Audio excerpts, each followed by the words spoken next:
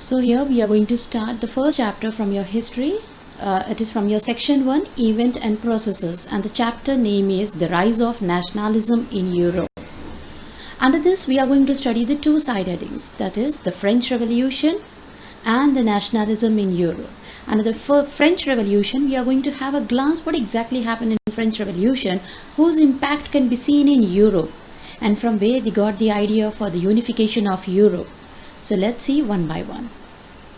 So we are going to study the four side headings. The four main side headings covers the complete chapter. Under this we are going to study the French Revolution and the idea of nation that arose, whose impact can be seen in nationalism in Europe. Then imperialism and nationalism. Then we are going to see the visualizing the nation and how the unification of Italy and Germany took place.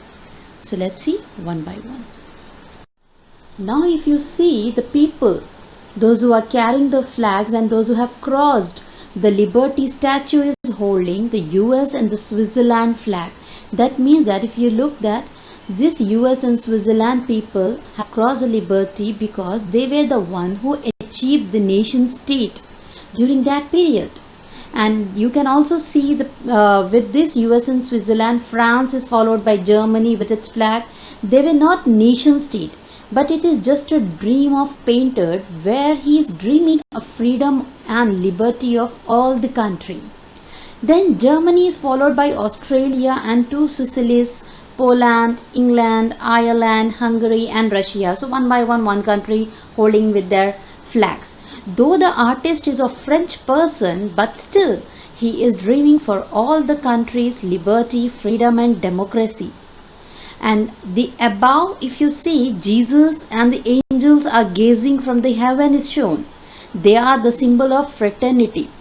Fraternity is nothing but a group of people having same thinking. So with this, the painter wants to show that even the God wanted all these states to live with peace, with freedom, liberty and democracy. So even the God is having the same thinking like all these people are having. What is the French Revolution and the idea of the nation? From where they got the idea of nation state, how it is concerned with the French Revolution. In 1789, France was under the monarchical rule of Louis XVI. During that period, he misused his power and took certain decisions which were not in the favor of France, due to which they were suffering badly with a social and economic crisis. Because of which, on 14th July 1789, a storm of angry French people, they attacked the political prison in Bastille. Why Bastille? Because this prison was a symbol of power of Louis XVI. Because whoever comes against Louis XVI was kept under this jail with torture. This was a major event in France against the king, because of which the sovereign power of the king transferred to the French citizens.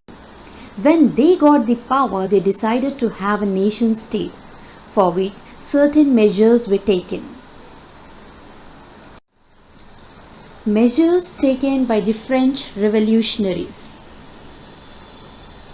So here what are the measures which were taken by the French revolutionaries are: royal flag was replaced by a new tricolor flag. The Estates General was renamed as National Assembly, where the clergy, nobility and commoners were residing. Centralized administrative system was adopted. Uniform law for all the citizens were formulated, whether rich or poor, without any discrimination. Internal custom duties and dues were abolished. Now custom duties, when we import the product from the other country, then we have to pay the custom duties. But in France, within the country, they were paying custom duties and dues to the people. So this was abolished. Uniform system of weight and measures was adopted. That means that if 1 kg of wheat is equivalent to 1000 gram, whether I purchase in the Delhi or Goa, I should get 1 kg as 1000 gram, not 500 gram. So this system of uniform system of the weight and measure was adopted by France. And if I am going to sell more, I have to pay more taxes. If the sale is less, then I have to pay the less tax. Even this was adopted by the France. According to the sale, you have to pay the tax. So French was considered as a common language in France. Now what they wanted after all this is like how they brought the concept of common language through revolution. Now they wanted to take this concept to the different countries. Now let's see the setting up of Jacobin clubs. There were the clubs where the students and the educated middlemen Europeans, they started bringing new ideas and a fire among the people to end up the monarchy and bring the nation state. So what they thought, France is the only country who can help them out. So they started calling the French army in the different campaign, and this was started by this club. The campaigning was started by the club, who were the members, the students and the educated middle class, so that they can fight and bring the nation state. Now campaign by the French army was done. Now army moved into Holland, Belgium, Switzerland and Italy in 1790. Why they did this? Because they said that we are in the mission to bring the concept of nation state. Now the question comes, who is this person who was leading this army in the campaign and entering so many countries? It is no other than Napoleon Bonaparte. He was a statesman, political leader and also a military leader. Now let us see more about the Napoleon Bonaparte. Who was this person? He leads the French army in such a way that while campaigning and helping the Europe, he conquered one by one a vast area of Europe. Main concept was to bring the nation state. But what was the different over here? Napoleon himself was a person who believed in monarchical rule. Moreover, democracy in France was totally destroyed by him when he came into the power. But apart from this, he did certain good things too. He brought certain reforms called as Civil Code 1801. Under that, he brought equality before law. He abolished all the privileges that were given by the birth to the rich people. Right to property was given to the people of France. Transport and the communication system were improved. Feudal system was abolished. Now what is feudal system? Kings, they used to transfer a certain part of land to the lords, and these are called as landlords. And again, these people, they used to hire the peasants on this land on rent in order to cultivate on that land, and they used to ask them to pay their rent in the way of income. So this was abolished by Napoleon Bonaparte. Serfdom and manorium, dues were also abolished by Napoleon Bonaparte. Now what is serfdom? Serfdom is nothing but the forcing the labor to do work based on certain things. So this serfdom was abolished by Napoleon Bonaparte. Now what is manorial? Manorial is nothing but the law taking up the peasant as a slave. So even this was abolished by Napoleon Bonaparte. So he brought these kind of changes in the Dutch, Switzerland, Italy and Germany too. Now everything was going smooth. All were happy. Many countries themselves got invited by the French army for their help to bring the nation state. But some countries were not happy with the Napoleon rule. They were Switzerland, Holland, Brussels, Milan and Warsaw. These countries were not at all happy with the interference of the Napoleon Bonaparte in their country. Why they were not happy? Because they were against the French army, and the French army is nothing but the Napoleon Bonaparte.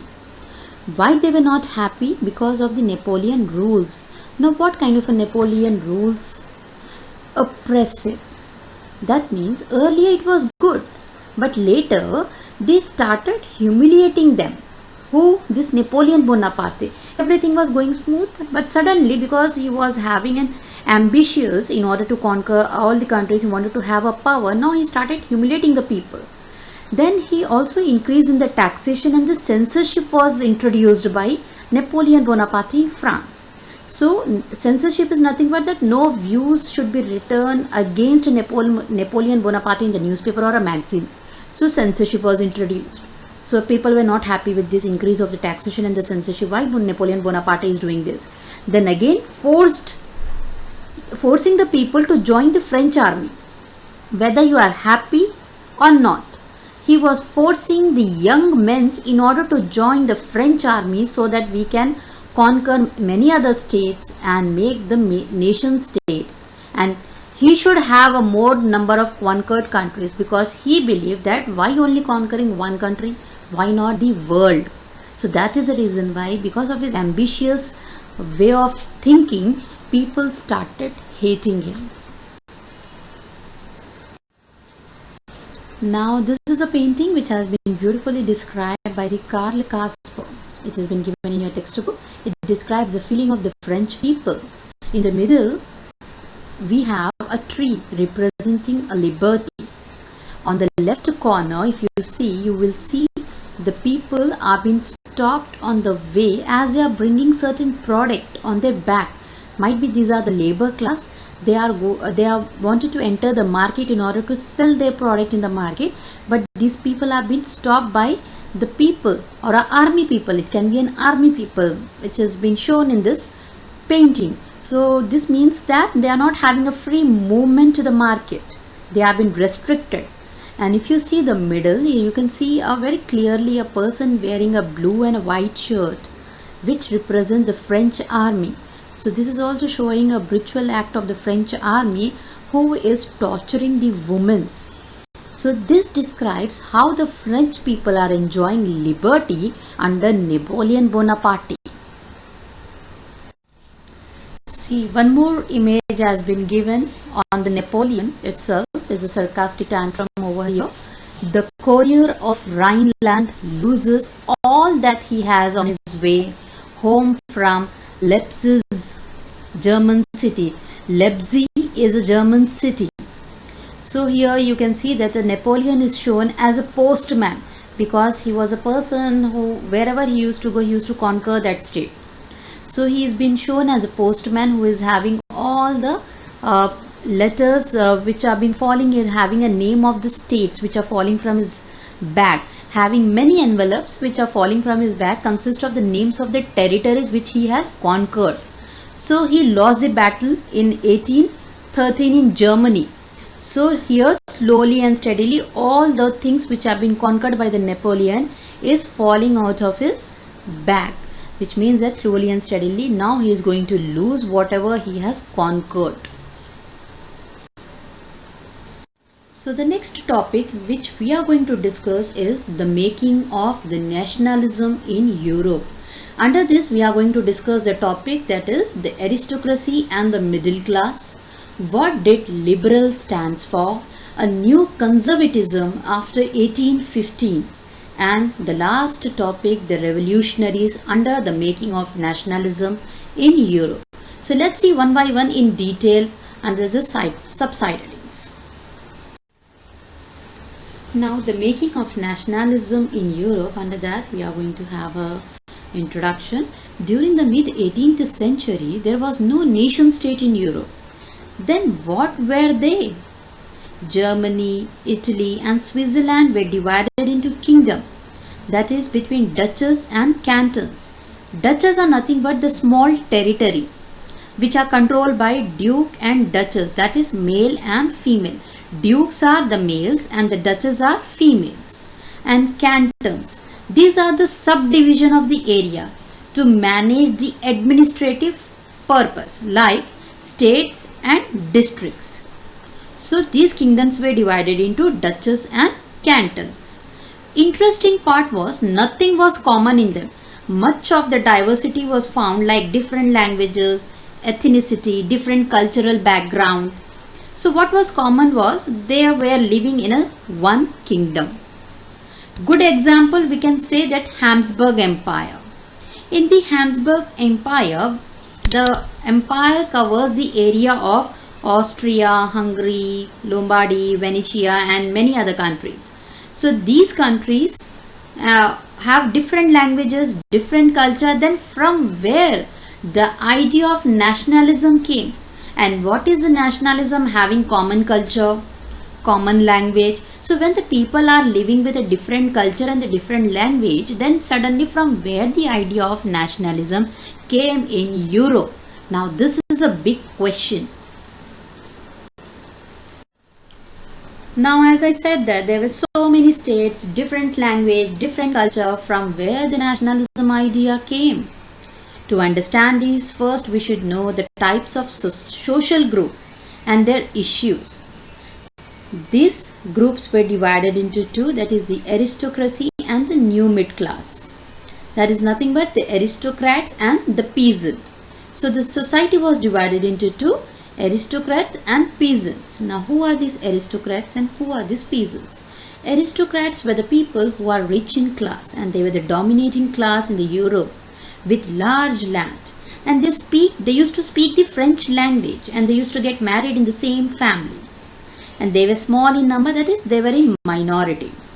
Whereas peasants, they were poor laborers with the small owners or tenants. Or lands, what the lands they were having, they were working as a serfdom labor. That is nothing but the people, those who are forced to work as a labor in the land of landowners.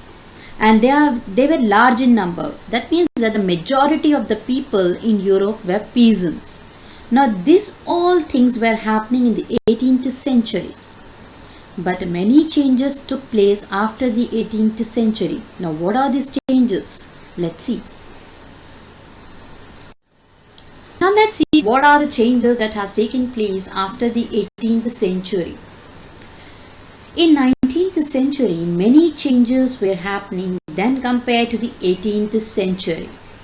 Industrial growth in the Western and the Central Europe led to the growth of town and emergence of new commercial class. Now this class is called as new class, the commercial class. Earlier we had aristocrats and peasants. Now we are having one more group added over here, that is commercial class. Now let us discuss the second topic, that is what did liberal nationalism stand for. Now the society is divided into three groups: aristocrats, peasants and commercial class. Now what exactly the problem arose which led to the nationalism? Commercial class consists of the working class, the industrialist, educated people, well knowledgeable people, businessmen. Now they started demanding liberal nationalism. Liberal nationalism in the sense freedom for all the individuals without any discrimination, right to the property should be given, equality before law should be given to each and everyone without any discrimination. These were the demands of commercial class, and these people were demanding for liberal nationalism.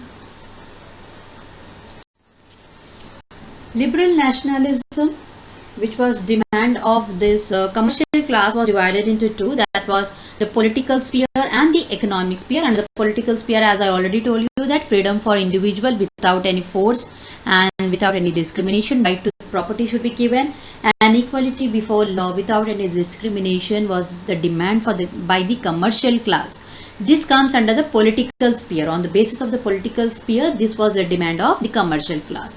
Now liberalism on the basis of economic sphere also they wanted something. Now liberal nationalism on the basis of economic sphere, they wanted free movement of goods without any restriction of king or a state. And they wanted a freedom of market. So example, like in mid 19th century when Napoleon conquered Germany, as earlier we have discussed that he conquered vast area of Europe too. So there even he conquered German speaking states. During that period in Germany there was 39 princely states. Different currencies, different measures, custom duties were varied from one state to another state, or one a constituency to other constituency, that is from 5% to 11% differences was there from one constituency to other constituency.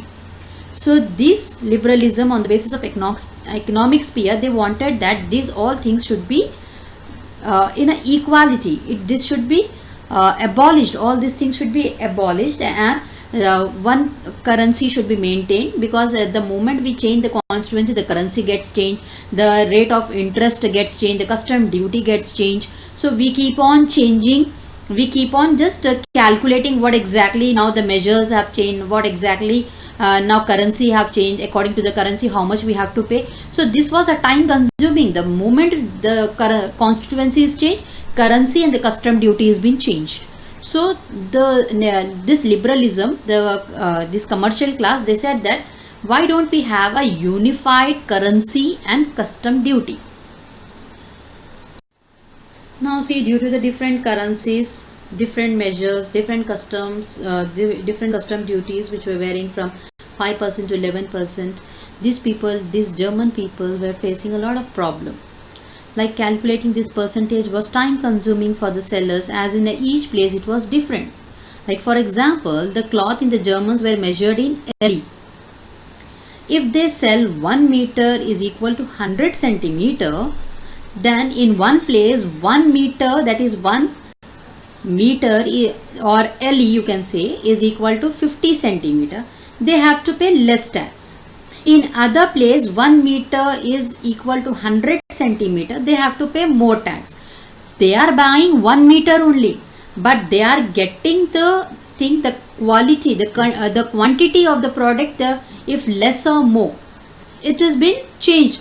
Same 1 meter is 50 centimeter in one constituency, same 1 meter is 100 centimeter in another constituency, and according to that they have to pay the taxes too. If they are being given less, they are being paid less taxes, and if they are being given more, they have to pay the more taxes. So why these things? So here, because of which lot of time was wasted, because of which the people demanded a uniform economic territory. Economic territory in the sense like having a unification in the weights and measure and the currency.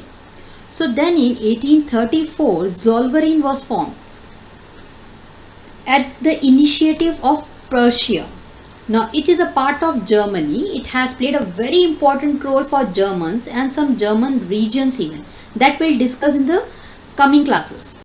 So now what is Zollverein? Zollverein is nothing but the custom union where you have to fix the rates.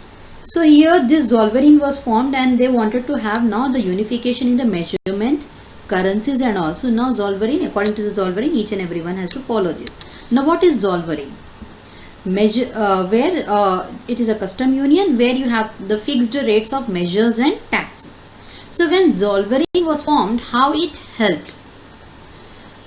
When Zollverein was formed, it has actually solved many of the problems of the traders. Now how it has helped is abolition of the traffic barrier. Now what was the traffic barrier? Tax paying. Everywhere you go you have to pay the tax, that is toll tax. So the moment you are changing the constituency, you have to pay the toll tax. That was abolished by Zollverein. Then they reduced the currencies from 30 to 2. Because here, as I said, that because there they were having 39 princely states, which was conquered by Napoleon Bonaparte. 39 princely state means 39 currencies. So rather than having 39 currencies or 30 currencies, better to have 2 currencies in the same constituency. So they said that by reducing 39 to 2. Then the creation of railway network was made by Zollverein. Goods and the people movement became very smooth with the introduction of the railway network. And due to this, the people were coming very close to the nation. As the people are moving from one place to another place very smoothly, now the idea of a unification of nation started arising in the hearts of the people. Like if we are able to move from one place to another place, and the people in the other place are also having the same feeling, even they wanted the liberty. So like in that way, the people, they started sharing their feeling, and these people, they got to know what even the people of others constituencies are having the thoughts. In that way, the national unification arose in the minds of the people, in the hearts of the people. So this is how the nationalism idea came. Now, while various changes were occurring in Europe, a new thing happened, which again turned towards conservatism. Now, what exactly happened that has resulted in the conservatism in Europe? What we are talking before, there should be an equality. Custom duty should be removed. Right to property should be given to the people. Everything was going smooth in Europe. They were demanding liberalism suddenly. Europe took a U-turn towards conservatism. Now why? Why this happened? Because of the fall of Napoleon in 1815. He was the person who conquered major areas of Europe and brought many reforms, many changes. But in 1815 he fought one war and lost the Battle of Waterloo against Prussia, Austria, Russia and Britain. After the defeat of Napoleon, who are this? This Prussia, Austria, Russia and Britain, they brought conservatism back again.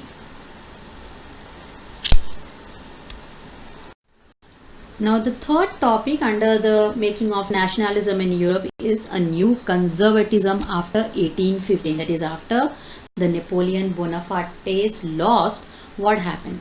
After the Battle of Waterloo, society was again divided into conservatism and revolutionaries. Now who are this conservatism? These are the aristocrats. That is the Prussia, Russia, Austria and Britain. They wanted monarchy rule only. We should only rule. Now what revolutionaries are?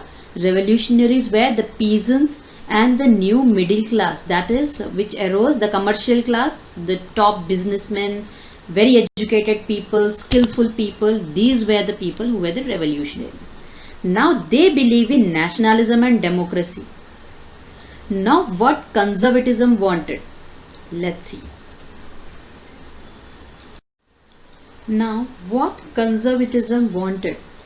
They wanted to strengthen the tradition, institution with some modernization. Earlier, church, clergy and the king was given importance. Now they wanted the same with some changes, so that people start supporting conservatism. Now what they did for that? They modernized the army. Modernizing the army is nothing but no one can stand against them. Then efficient bureaucracy was established by these people. That is, good administrative system. Abolition of feudalism and serfdom was introduced by this conservatism. This is nothing but the peasants were suffering the serfdom, the forced labor, and the feudalism is nothing but the lord, which was the land which was given by the king to the lord, and again they are being given rented to the peasants and they have to pay the rent as an income. It was an income for the lords. So this feudalism and the serfdom was completely abolished by the conservatism. Now why they did all these things? Because they wanted to have a support from this other commercial group. Because if these people will support, then only again the revolutionaries will not take place. Again the associations and committees will not be formed. So these people, they came up with a new idea that let us make these people happy by bringing all these changes. Now what exactly happened? What all these ideas of conservatism had a meeting in a Vienna. Now they had a Treaty of Vienna. After the defeat of Napoleon Bonaparte, there was a Treaty of Vienna and this conservatism had this meeting. In 1815, with all these ideas of a conservatism, they had a meeting in Vienna. Now the question is, who hosted the Congress Australian Chancellor? Because now Napoleon Bonaparte is defeated. Now who will attend this meeting? It is nothing but the Australian Chancellor, Duke Metternich. All who defeated Napoleon joined this treaty. Who all defeated the Napoleon? Prussia, Austria, Russia and Britain. All these people, they attended this meeting. They have joined this meeting. Now what outcome came out of this treaty or out of this meeting? It is nothing but to throw out Napoleon, and then what changes will be made. All these things are being discussed under this Treaty of Vienna. Now, after defeating the Napoleon Bonaparte, all the winning territories, they called on the meeting. That meeting was called as the Treaty of Vienna, which was hosted by Duke Metternich. And after the defeat, they wanted to have a discussion that after throwing out the Napoleon Bonaparte, what all the changes we are going to make. So what outcome is coming out of this treaty? Let us discuss that. What all this, and all the countries, those who have won against the Napoleon Bonaparte, was there in this meeting, and all the people were sitting and deciding what to be done now. So now what outcome of this treaty has come? The first is Bourbon dynasty was restored. Like France was under the control of Napoleon Bonaparte. Now Napoleon Bonaparte has been defeated. Now what to be done by France now? Now who will head France? This was the discussion. So these people, they decided that the France should be given back to the Bourbon dynasty. That means that Louis XVI, who was ruling the Bourbon dynasty, will be given back the France. So now the Louis XVI was not there. So here the Bourbon dynasty was given to his brother Louis XVIII, and later on it was headed by his brother Charles X. Then a series of states were formed on the boundaries of the France. Why the series of the state was formed? So that now the France have learned a lesson, that now they have to be alert that no other country should enter France and conquer France. No one can come enter France, can have a war anytime they feel like. From the other countries they are coming and conquering. So the free movement they have now, they have taken a strict movement over there, and they have sealed all the borders by by forming a series of state over there, so that no one can enter, and if anyone is entering, they can have an eye on them, who is that person who is entering and all. So it's a quite like restrictions on the free movement over there. And the Guinea was a place which was conquered by this Napoleon Bonaparte. So it was added to the Piedmont in the South Italy. So it was given to the Italy state. So here the things which were conquered by the Napoleon Bonaparte is also being distributed among this people, those who are participating in the meeting. So they said that Guinea to be given to the Italy.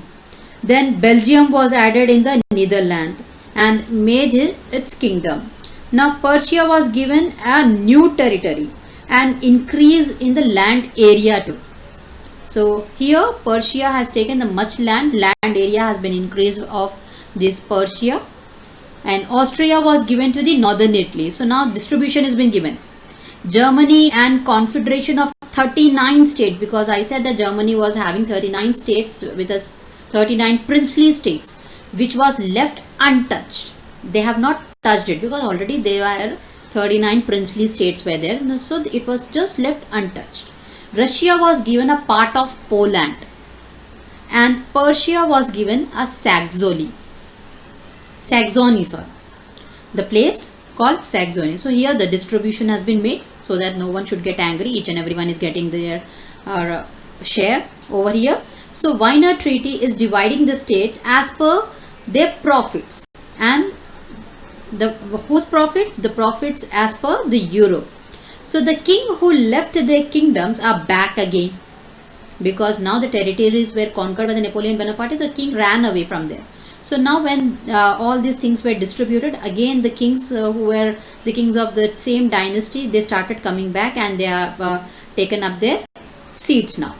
Now conservatism was back in the Europe. All the kings again came back, because Napoleon Bonaparte has thrown all the kings out by conquering the places. But now again with the distribution of these places, again the monarchical rule came, and suddenly after the defeat of the Napoleon Bonaparte, conservatism came back again in France. Now after coming to the power, what were the conservatism regimes? Regimes are nothing but orders. Now autocratic. They said autocratic. No one is allowed to give their ideas and views. Only king has the right to give the ideas and views. Censorship law. On this, conservatism said that right to expression was removed. Now no one can say anything against them in the newspaper, magazine. Curbed revolutionary activities. Under this, they said that in order to stop what had happened in France, there should be no revolutionary activities. So now they have banned the revolutionary activities. No associations, no committees should be formed. Now after the Treaty of Vienna was signed, this is what the sarcastic tantrum was made by the painters. Now this painting describes many things. Here, who is the painter?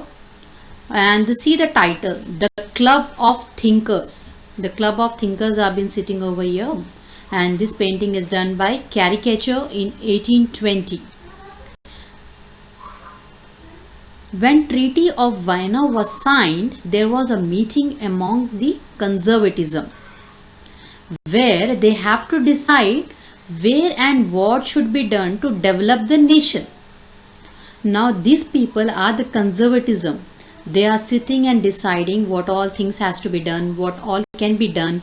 Let us decide the future of our state. So in this way, these people were having a discussion. But the two both describes the situation. The states that they can think but cannot express their ideas. The first board states that they can think, but what to think and for how long to think, they are doubtful. That means that they are not having that freedom. You cannot think because the thinking power is only with the king. Now all the decisions has to be taken only by the king. You people are just a dummies. And the next board on the right states that the silence is the first commandment. That means that you people are sitting here, you have to give your views. But the second board is saying that the silence is your first commandment. So here with this you can say that freedom of expression, liberty and the speech is being taken away by the Treaty of Vienna. So this means that only king has the right to speak and share the ideas, not by the conservatism. So this is what this picture states. These people are having their mouth to be closed with a cloth, and like these people are not having a freedom of expression. These people cannot speak. Now only king is having a right to make the laws. So that was actually what was signed in the Treaty of Vienna 1815. Now let's see the revolutionaries of 1815. Now you have seen the conservatism of 1815. Now let's see the revolutionaries of 1815. After 1815, they started making secret societies to spread the ideas of liberty and nationalism against conservatism. They wanted democracy, liberty and freedom, and they wanted to end the monarchy, an autocratic regime, and they wanted to have a nation state. And one of the known revolutionary who took a very active part is Giuseppe Mazzini. This Giuseppe Mazzini, he was born in Genoa in 1807.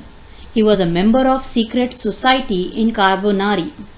He has made many revolutionary attempts, because of which in 1831 he was exiled.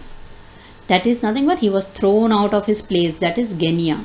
After throwing out, he went to Marseilles, and there he made a society called Young Italy and Young Europe in Beni. Aim of his was to unify Italy. Earlier, Italy was divided into many pieces. It was not a single country. Now, who were the people in the society? Poland, France, Italy, German states. Even they wanted the concept of nation state. Following him, secret societies were formed in Germany, France, Switzerland and Poland too. Mazzini became a fear among the conservatism because of his ideas of democratic republic. I have clearly explained that who are the people who wanted to have a nation state. The concept of nation state was wanted by Poland, France, German states and Italy. And following him, a secret societies were formed in Germany, France, Switzerland and Poland. So Mazzini became a fear among the conservatism because his ideas of democratic republic now was spreading all over the territories. Many people are following him. So he became a fear among the conservatism. Now let's see the age of revolution, that is from 1830 to 1848. Almost 18 years was the age of revolution. During 1830 to 48, Europe was facing tension and was unrest because conservatism, they wanted to become more powerful over there. So they wanted to have their grip on Europeans. So people on the other side, that is revolutionaries, they were strict with the ideas of bringing nationalism and liberty in Europe.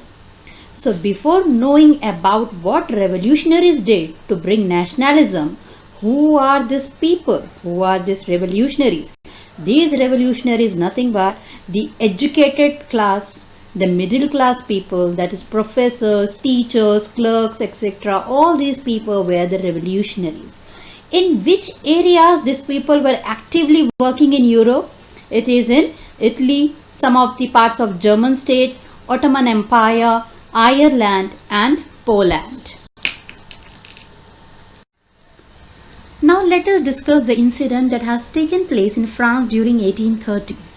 It was a period of July 1830 when Bourbon king was restored in 1850. But in 1830 they were thrown. What exactly happened in 1850? Vienna Congress meeting was held where it was decided that the Bourbon king will be in their dynasty. But in 1830 there was a great revolution by the revolutionaries, by which the last king, that is Louis Philippe, who was the last king of France, was removed from the dynasty. But the twist was here. They said that you can be a king over there, but you have to be under the constitutional law. Being a dynasty king, you have to follow the constitutional law. This was the thing which was kept in front of Louis Philippe. Under certain constitutional law only he can rule under his dynasty, and which should be followed by him, so that the commoners can have a better life. This revolution is called as July Revolution. In the same manner, Brussels even had a same uprising, because of which on 4th October 1830, Belgium was separated from Netherlands and it got independence. Because of all these uprising, major things happened, which resulted in nationalism feeling among the educated people. Now let's see the Greece War of Independence that took place in 1821 to 1832. Before this, where was Greece? Now you have to find where was Greece. Greece was a part of Ottoman Empire. Since 15th century, basically Ottoman Empire had a Muslim rule. Ottoman Empire was formed in 13th century by Turkish tribal leader Osman I. Greece was a part of the Ottoman Empire and Greece was suffering here. They wanted independence.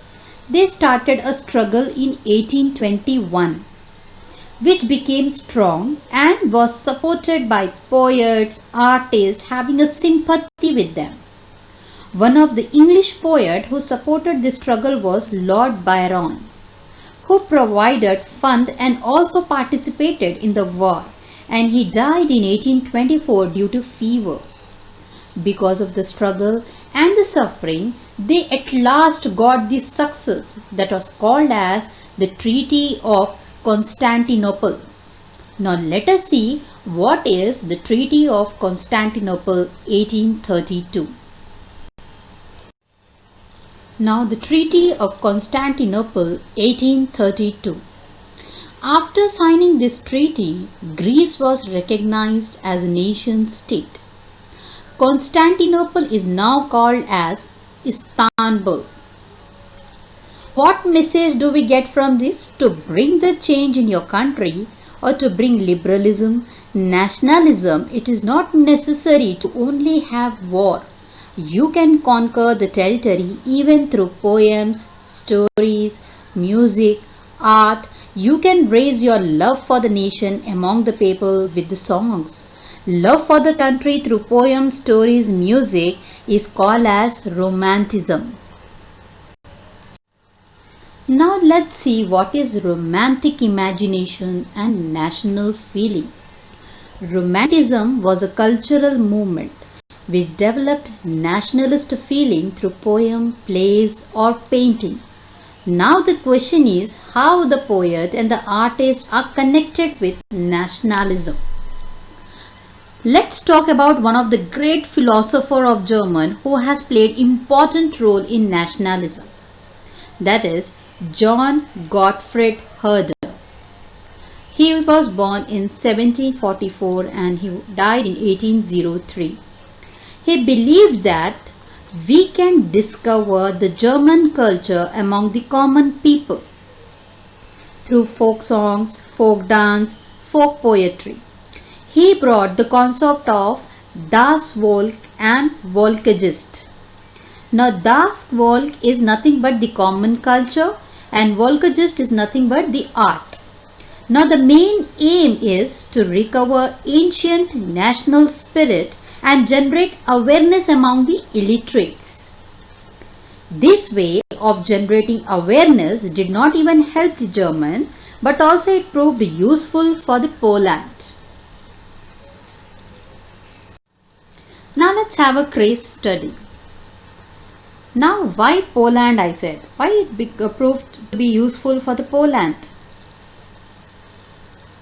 During 18th century, Poland was divided by Russia, Persia and Austria among them. Though it was not independent, but still the national feeling were alive through music, language and through folk song. Though it was divided, but still the feelings were alive in the Poland people. And moreover, there was a great role played by one person in order to bring this national feeling alive in the Poland was Karol Kurpinski.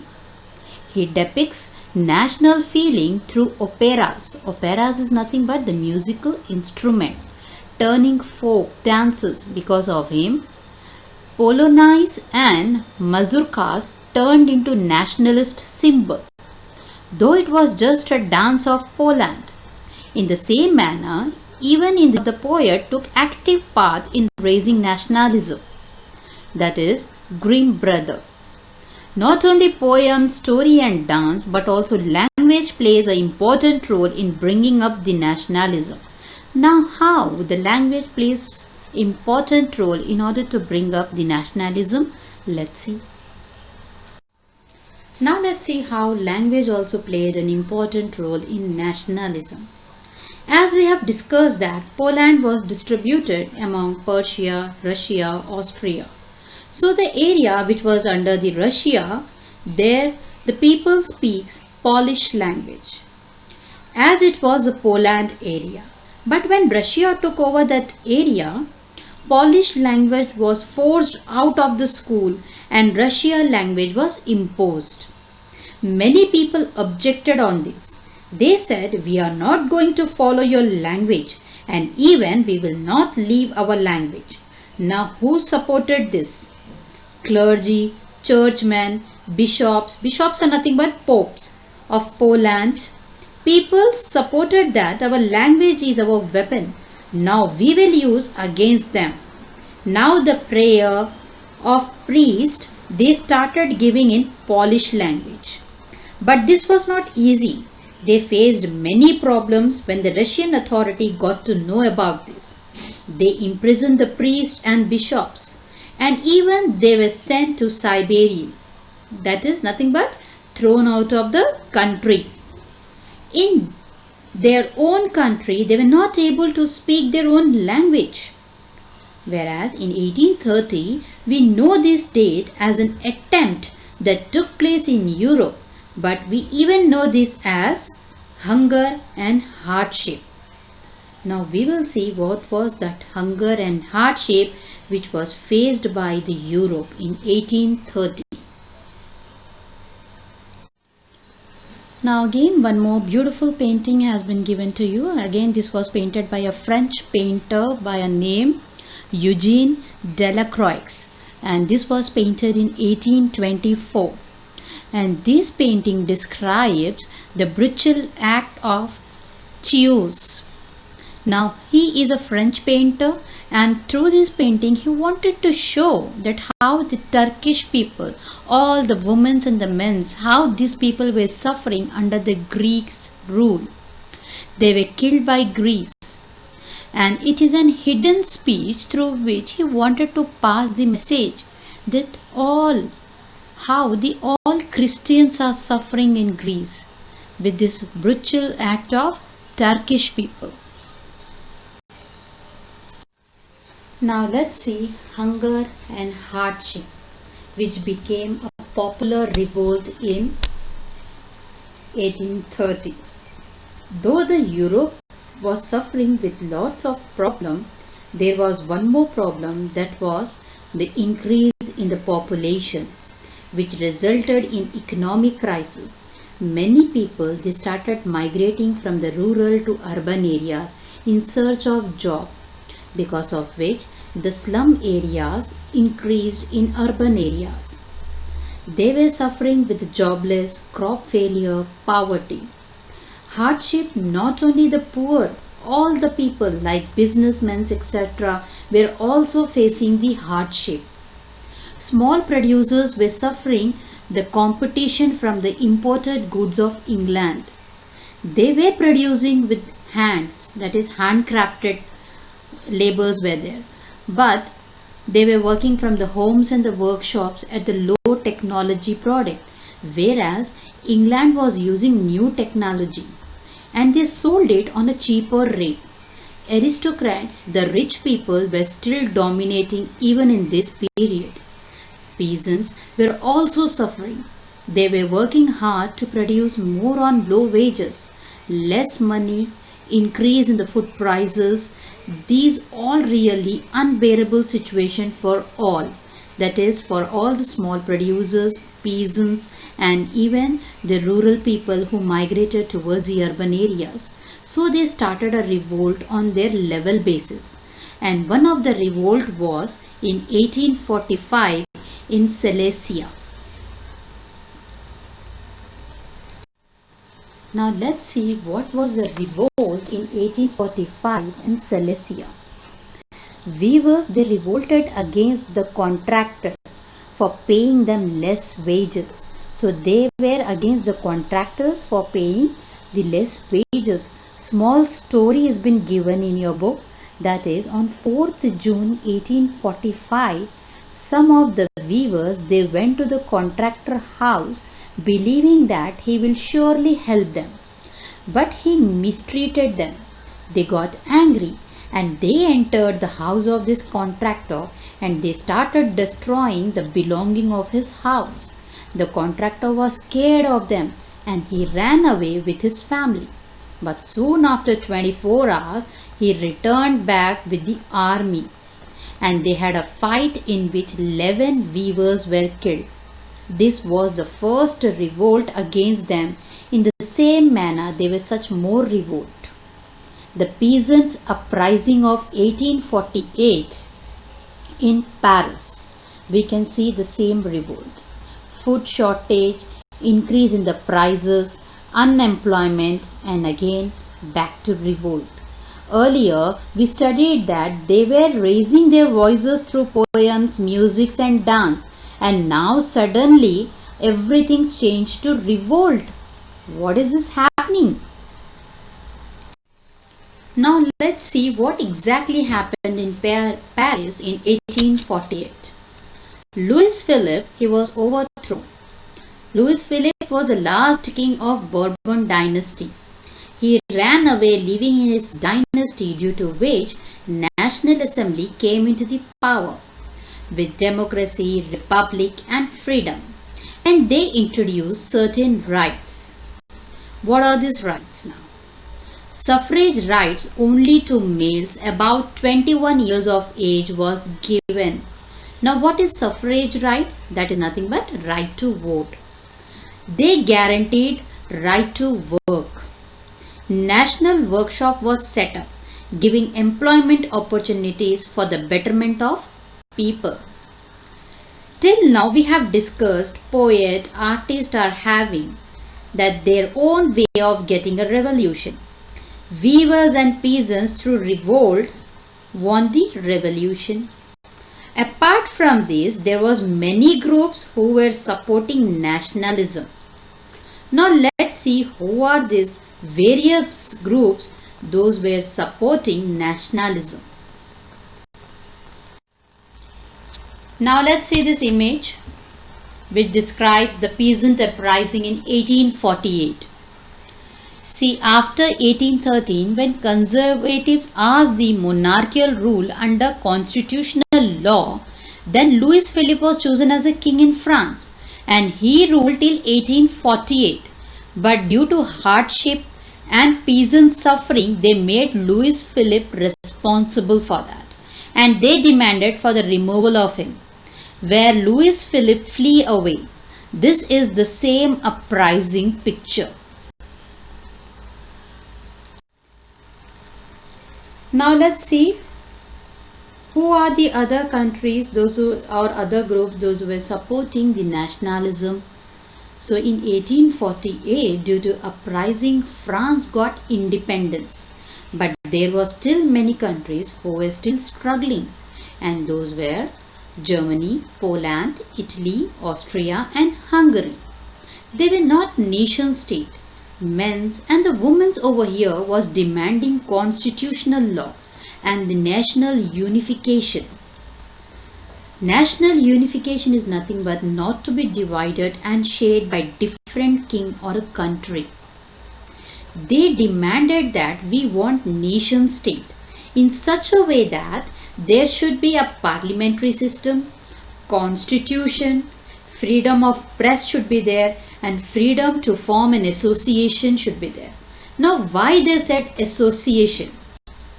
Like in Europe we gained and had a conservatism, again the monarchy came back, so this should not happen again.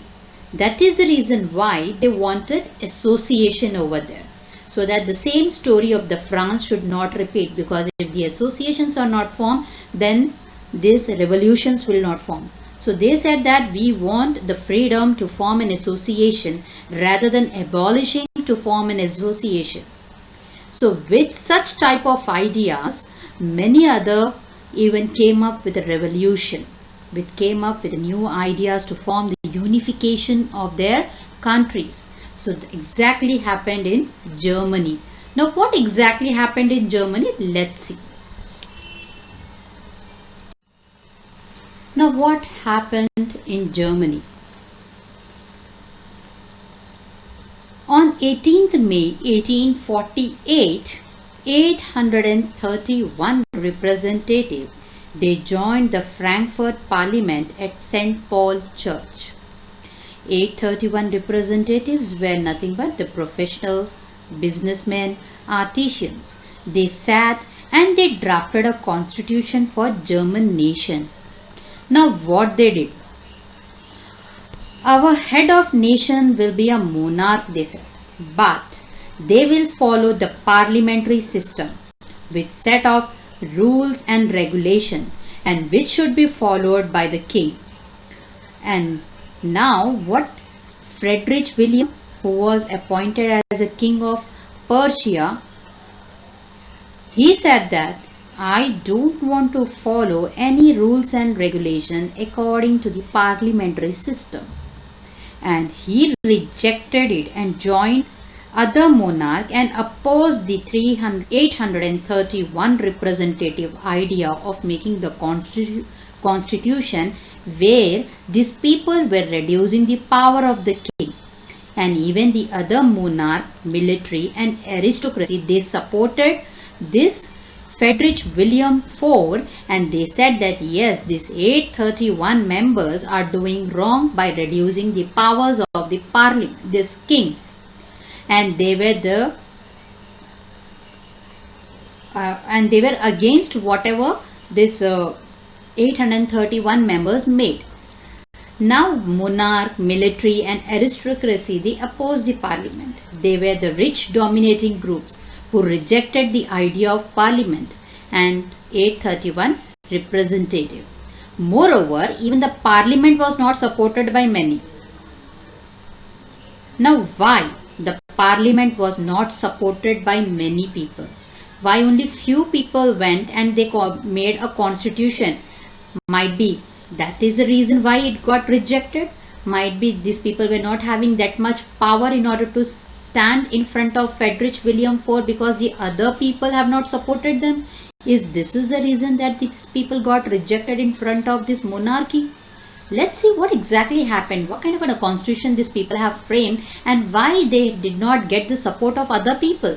Who are these other people from where they did not get the support? Let's see. Now who are these people who did not supported this 831 representative who was forming the constitution? Peasants. Now why these peasants and the women, they did not supported this 831 representative who was making this constitution? Now let's see, peasants, why they have not supported? Because while framing the constitution, this 831 representative, they did not talk about the rights of the peasants and their suffering while preparing it. And women, though they have participated very actively in the revolution, but still their rights were not discussed when the constitution was prepared by those representatives. And finally, with the help of true, that is nothing but the military, this parliament was disbanded and removed. Now again, conservatism came into power. Why? Why conservatism came into power? Let's see. Though the conservatism force suppressed the liberal, they were not able to restore the old orders. Conservatism, they rejected everything, but still they were not able to control those 831 representatives. Now they are scared of those 831 representatives, because now when they can take such a big step, coming to this Frankfurt church in the St. Paul and preparing the constitution and reducing the powers of the king and submitting in front of the king, when they can be so daring, they can take more than this step. So now they just wanted to play safe. Who? This conservatism. They wanted to play safe. So they thought that we should take such measures and reform so that these revolutionaries stops all the activities and sit quietly without any association. So what did they did? What exactly they brought? They said that serfdom and bounded labor will be abolished in Habsburg and Russia. With this, the peasant will be happy. They thought that they will keep quiet and they'll sit without forming any association. So they made one law. That's it. The serfdom will be banned and the bonded labor will be abolished in the Habsburg and Russia. So they brought this big law so that these people, those the representative who were or the revolutionaries who are coming against them will now sit quiet for a while. They will not come up as a revolutionaries, and the same thing will not happen what exactly happened in France. Because what exactly happened in the France, each and every king in the other dynasty was now scared of these revolutionaries, because the history may repeat again. So that is the reason why these people, they now wanted to play safe and they wanted these revolutionaries and the association should not form again. So they just wanted to put them in a pocket by making such law. Now this is the image which shows the Frankfurt Parliament in the Church of St. Paul, where 831 members went and they made the constitution for reducing the powers of the king. This is the same image of that parliament. So, and which was rejected by the king. So here you can see that women are admitted in this meeting. They were just visitors. This shows that though they were actively participating in the revolution, still no importance is given to them. They are just standing on the upper side. If you see the image in the textbook, you will see they are just quietly standing. So that is the reason why women, they did not supported this 831 members, because the rights have been not talked over there. They have been standing quietly in the Frankfurt church. So this shows that the women's rights have been not talked in the Frankfurt church at St. Paul.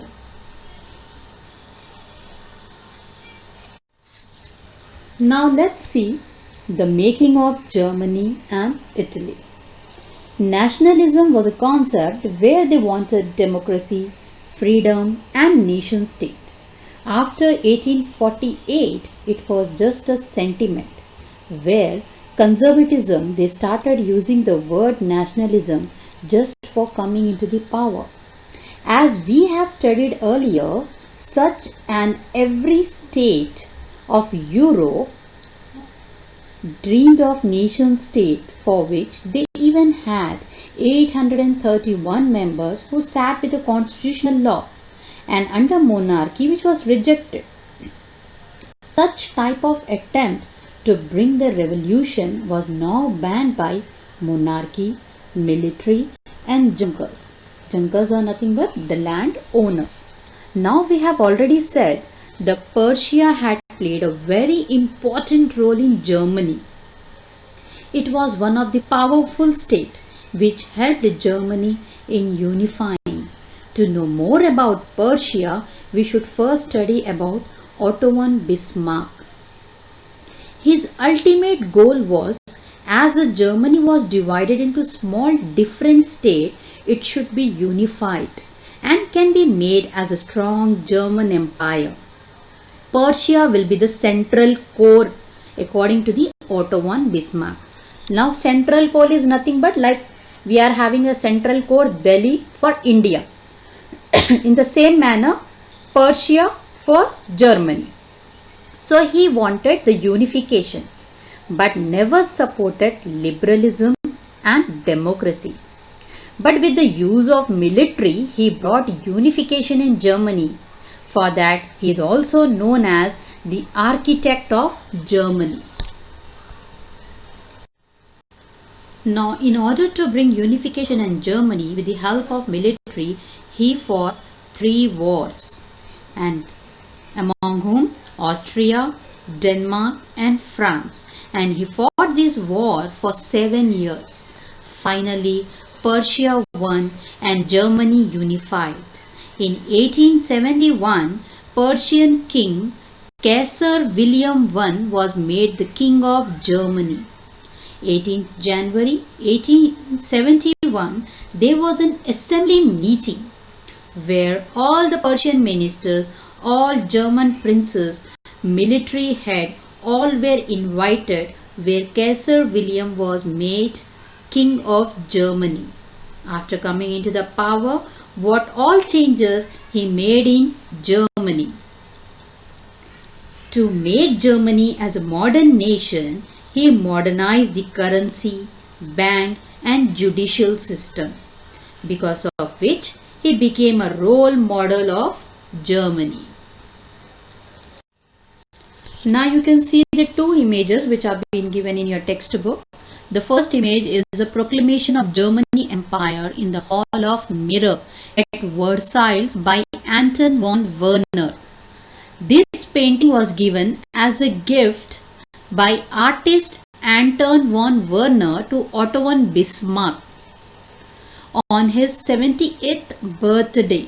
This picture describes the event of unification of Germany, where Kaiser William in the middle was made as a German emperor. As I already told you that there was a meeting, meeting was held, where all the Persian ministers and all the German princes, military head, all were invited, where the Kaiser William I was made the king of Germany. This is the same meeting picture which was gifted to Otto von Bismarck by the painter who is Anton von Werner. Then the next image is Caricature of Otto von Bismarck by Figaro Vienna on 5th March 1870. This image is of Otto von Bismarck, who is shown as very strict in the German Reichstag, that is Parliament. So all the people in the image are hiding due to fear of Bismarck. He was strict to the positive aspect to work for the country. So this is a picture of a empire where everyone is so scared of this person, this Otto von Bismarck, that they are hiding their faces on the table, because this shows that how strict he was with his rules and regulations. Now let's see unification of Italy. Now how Italy got unification. Before that, first let us see how was Italy. Now if you see the map, Italy was divided into various dynasties. Like this was divided into 7 states. And each state was under the control of various dynasty. See, if you see this orange part, the biggest orange part, it was under the control of the Italian king. Whereas the greenish part on top, on the northern side, the green part was under the control of Austria-Habsburg dynasty. Whereas the yellowish part was under the control of Bourbon king of Spain. And the center, that the red one, was under the control of popes, clergy people. So in this way, the Italy was divided into various dynasty and various kings were ruling over there. Now we have discussed about Giuseppe Mazzini in the previous slides. We have read about him that he went to Guiana. He was from the Guiana and he was exiled. Then he went to the Marseille, and there he formed a society which was named as Young Italy, and young unification for the young people. So this was the same person, Giuseppe Mazzini, who was exiled from Guiana, and his main aim was to unify Italy. For this he took many attempts, many revolutions, many secret societies called as Young Italy to bring liberalism, democracy, etc. But all these were failed when conservatism and military, they oppressed them and they supported monarchy, due to which now the responsibility of unification of Italy came on the head of Sardinia Piedmont. Now Sardinia Piedmont is a place where only Italian king was ruling. Now you see that where the under Italian king, which Sardinian Piedmont, that orange part, the biggest on the northern side, that was under the control of Italian king. Now Emmanuel II was the Italian king. Now he decided to bring unification. So we should have a war. So he has a word with his Chief Minister Cavour. Cavour was a person who played a very important role in bringing the unification for Italy. Chief Minister Cavour was famous for his diplomacy. He joined hand with Emmanuel II, the Italian king, and fought the war called as Italian War of 1859. Now what happened after this war? Whether Italy got the unification or whether Italy lost it. Let's see what happened. When Italian War of 1859 started, this was fought against Austria and was won by Italian king, that is Emmanuel II, with the help of his Chief Minister Cavour. Thus, he conquered the area under the Austria king. Now, which dynasty was under the Austria king? That is the Habsburg dynasty. Now, the complete northern part was under the control of Emmanuel II. Very important regarding the war was not only military troop, but also the commoners were actively participating in the war to unify Italy. During the war, one more person started gaining importance and he became a hero among the people. And that person was Giuseppe Garibaldi. Now, who is this Giuseppe Garibaldi? Let's see about him too. He was an Italian general and a nationalist. He was a republican. Even he was in a favor of unifying Italy. He was the general of the king. People loved him because he himself participated in the war. Now what he did was in 1860 he took his troops to the South Italy. Now you know that the complete northern part is under the control of Emmanuel II, that is the Italian king, but southern part was still under the control of the Bourbon king. So now they wanted to take that part. So in 1861 he won the two Sicilies kingdom. Who helped him was the local peasants. Earlier who took the very active part, who helped the military troop in unifying Italy? That was commoners. Now who helped this Giuseppe Garibaldi is nothing but these peasants. They even participated very actively in the war, because of which the two Sicilies kingdom was occupied by the Emmanuel II. Then as Italy started winning all the parts of the Italy, which was divided now you can see the map, it is completely in a one color yellow, which was completely under the control of Emmanuel II. So Emmanuel II was declared as the king of Italy in 1861, and thus the Italy got unified and nation state was made. Now let's see the images. The first image tells you about the Italy after unification. Like earlier you have seen under the slide that Italy was divided into different 7 states and which was under the control of different dynasty and different kings. But after the unification, when it was under the control of Emmanuel II, all the various other regions, they became the part of unified Italy, and they came and they joined Italy under the rule of Emmanuel II. So this image shows the same Italy after the Emmanuel II became the king of Italy. So this image shows the year in which different regions became the part of unified Italy. Then you can see the second image. In second image you will see a Garibaldi helping King Emmanuel II of Sardinia, Piedmont to pull on the boot named Italy by English caricature of 1859. Now this shows that how the northern side of Italy was completely under the control of Emmanuel II, but the southern side, which was under the control of the Bourbon dynasty, which was conquered by this Garibaldi.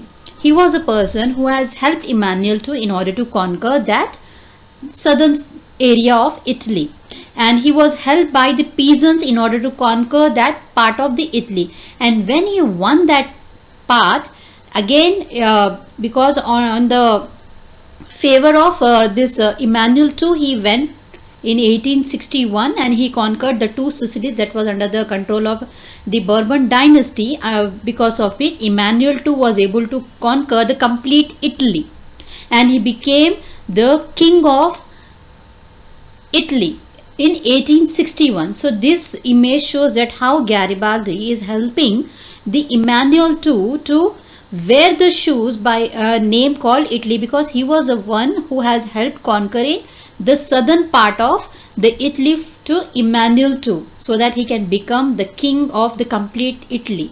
So this shows that how he helped him to unify Italy by conquering South Italy in 1861, and how Emmanuel II became the king of Italy in 1861.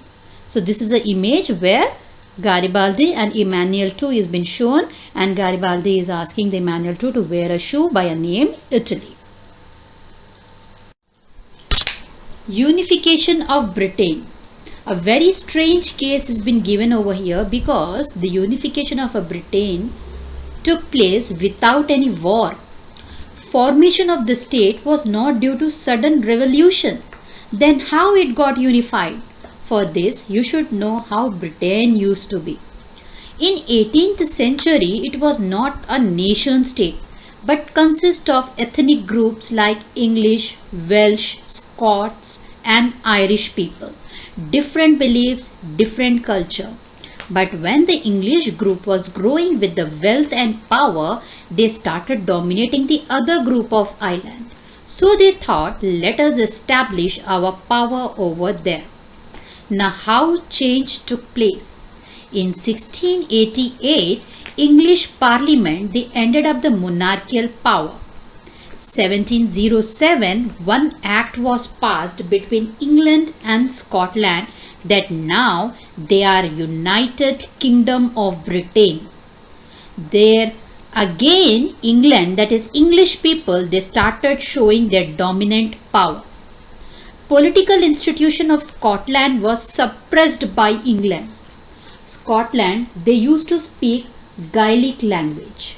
Even that was banned by England people. Their traditional dress was even banned. Why England have done this? Because they were rich and powerful. In the same manner, same thing happened with Ireland too. Before that, we should understand about the Ireland, how it was before joining Britain. Now let's see the case of Ireland. This was as same as the Britain. Same similarity could be seen even in the Ireland too. Now Ireland was a country which was divided among the Catholics and the Protestants. Their beliefs and thinking was totally different from each other. English supported and helped Protestants, whereas Catholics, they revolted against the Britishers. They were suppressed, suffered a lot because of them. Now what exactly was happening here? This revolution which was happening in Ireland was carried by Wolfe Tone. He was from the group called United Irishmen. They revolted in 1798 because the Britishers was very strong and powerful. This revolt was suppressed by the Britishers. In 1801, they forcefully incorporated in UK of Britain. Now what do you know about this? English people were very dominating.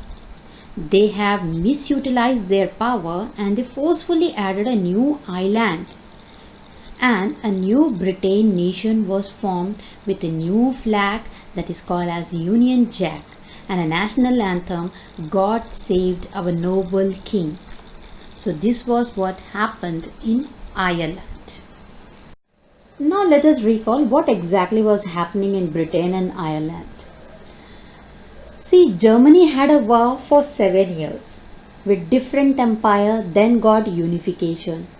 Italy even had a war with Spanish, Australian leaders to attain unification. Britain, there was a law and order, acts were formed, culture, dominance was happening. So you're not free to use your own language.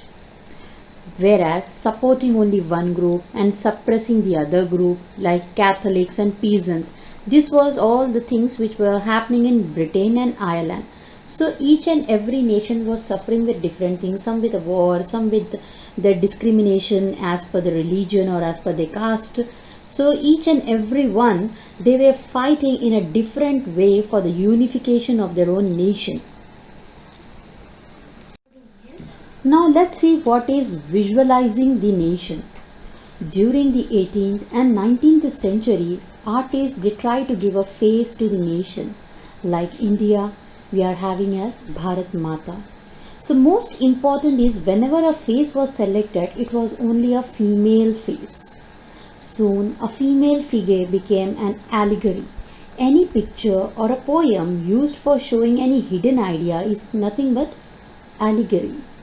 For example, for justice, which allegory is used? A blindfolded woman. From where this female allegory idea came?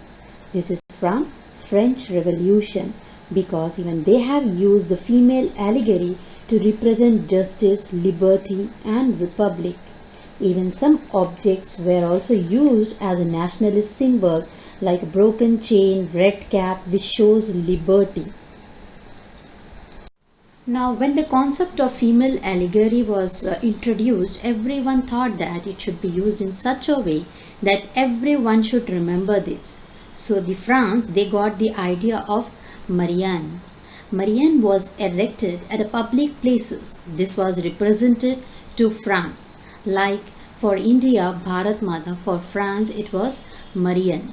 France Marianne is a woman image This was shown on the coin and stamps and statues to show the nationalist feeling which should be alive in the heart of people. In the same manner, for Germany, Germania was an allegory which was represented towards Germany. So Germania is holding different things with her life. Back on her back we can see a flag which shows liberal nationalism. Sword in her hand shows ready to fight. Whereas sword with the oak leaves again change the meaning, that is willingness to make peace. Crown of oak leaves shows the heroism, and the sun rays on the back represent the growth and the development and the beginning of new era. And the breastplate with the eagle, strength of German empire can be represented by that. So in this way, different things holding by the Germania represent different aspects. So Germania was the thing which was made by Philip in 1848, and this was made on a cotton banner to be hanged on the ceiling of St. Paul Church, where Frankfurt Parliament was convened in March 1848. And if you see the image of St. Paul Frankfurt Church, there you will find this female allegory on the wall. Now these are the various images which describe certain things. So here the first image is a meaning of symbols. You have to understand what is the meaning of these symbols are. So here the attributes and the significance have been given. Under the attributes I am describing the symbols, and the description of the symbols under significance for what it has been used. So here the first thing it has been shown over here in the first image is broken chain, which describes being freed or got freedom. And the second one is a breastplate with an eagle which was on the chest of Germania. This symbolizes the German Empire's strength. Then the crown of oak leaves, which describes heroism, and the sword describes ready to fight, whereas olive branch around the sword describes that willingness to make peace. Black and red color tricolor flag of liberal nationalist in 1848, which was banned by the Duchess of the German states, and the rays of the rising sun is nothing but for the development, or you can say the beginning of new era. Now let's see the second image. The second image shows where the Germania is lying down. She is very depressed over here, because this depression can be shown. See, how can we find out this is? Because even her crown is on the side lying down. So this is Germania which is lying down over here, and with a depressed or a broken heart, you can say. The Fallen Germania by Julius Hubner, 1850. So who was a person who made this? Is Julius Hubner. So this represents when the constitution was rejected, which was made by the 831 members and was presented in the Frankfurt St. Paul Church, and it was rejected by the king. During that time, because of the rejection of that constitution, this Germania, it's a dream of having a liberty, freedom and a democratic nation state has been shattered. So that is the reason why the Germania is here lying down with a depression, because all her dreams have been shattered in order to have a unified Germany. Now see the third image. Under the third image, you can see that Germania is guarding the Rhine of Lawrence Clays. So here, if you see that Germania has been shown guarding the border of Germany, and even you can see on her back the river Rhine, which is flowing towards the border of Germany. So back of Germania is a German border, and the river Rhine, Germania, is represented as German god, who is guarding the German border with a sword in her hand. On the other side, she is holding a shield that is representing a woman's strength, which shows the woman power over here, where they were fighting for their rights. participating in all the associations and the committees in order to have a unified Germany, but still they were not getting their rights. So this allegory represents the strength of a woman who can guard the borders of Germany with full strength of women's. Now let's see nationalism and imperialism.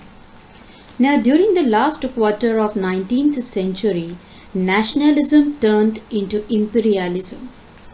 Due to nationalism, many attempts took place in Europe, like many revolutions, many wars, but now the nationalism they turned into imperialism.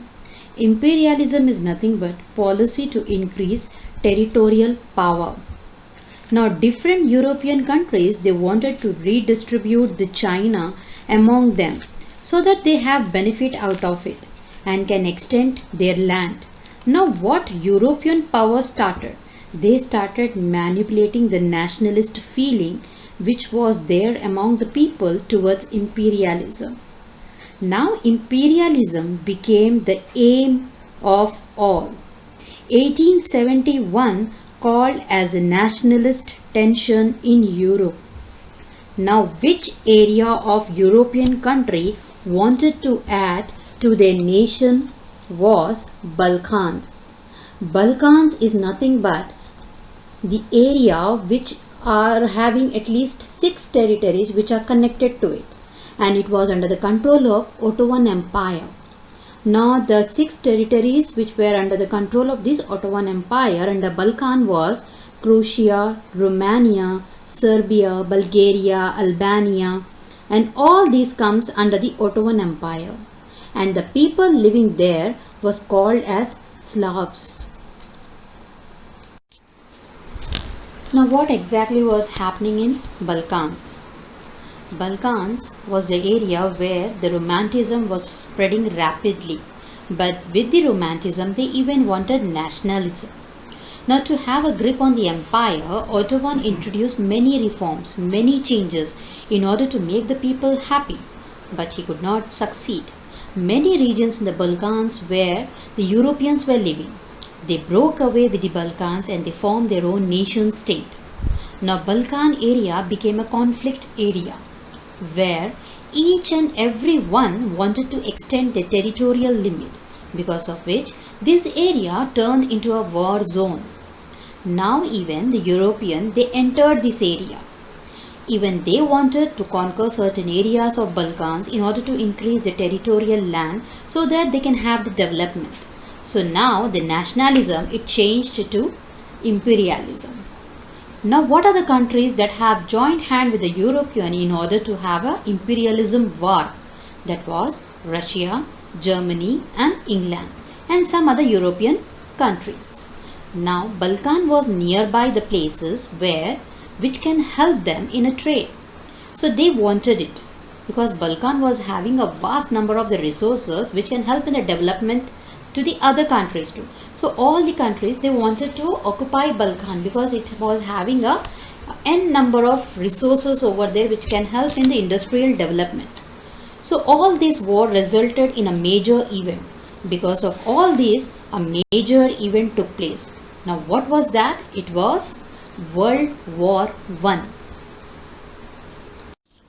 Now World War I resulted in European disaster because these people they were suffering with a hardship, economic, social and political crisis where all the people were suffering because of the World War I. In the World War I, European countries they started using the conquered places as their colonies, because of which even the people over those regions were suffering, but the European main aim was to earn profit with trade. So they were no way concerned with the suffering of the people. Colonized nation they began to oppose by joining hands. So what we have understood here, that the idea of nationalism was universally accepted to develop and growth of the country, whereas we have liberty, republic and socialism. So Nationalism was accepted by everyone, but whereas imperialism was not accepted by each and everyone, because here the people were suffering because of the imperial conflict. Now you just see the last image of your textbook. This is a map which is celebrating the British Empire. Now how can you say this? Because the Britannia, which is a female allegory of Britain, is sitting on the globe, represents that now the world is under the control of Britain. And the tribals are represented as Indians over here. And below the globe is Atlas. If you can see Atlas, I have marked there, is like in India we believe that globe is on the head of Sheshnag. In the same way Britain believes that the globe is on the head of Atlas. And here in the corner, if you see, there are various animals, that is elephant, tiger and all, they are represented as colonies over here. So this is a picture which describes the map celebrating the British Empire. Now let's have a quick recap of this chapter. Under this chapter we have started with the nationalism in Europe, then we have discussed about the end of the monarchy, how they have ended the monarchy, and what all they wanted is a liberalism, freedom and republic after ending of the monarchy. Then after becoming a nation state, they moved towards the imperialism. Imperialism is nothing but they wanted to improve their increase their territorial land. Then the European countries, they started using these Asia, Africa and the other part as a colonies. Now even the colonies, they gained the love for the nationalism and they wanted the liberty from Europe. So because they were suppressed by the Europe, because now the Europe the Europeans, these people, they became very ambitious in order to move out in order to increase their territorial land, and because of which they were not taking care of the people, though these people were suffering with the political, social and economical crisis, but still they were not cared of. They were their main aim was just to increase the territorial land, because of which these people were very suppressed and they just wanted the liberty and freedom from the Europe. So this is what we have discussed under this chapter, and I hope the chapter is clear.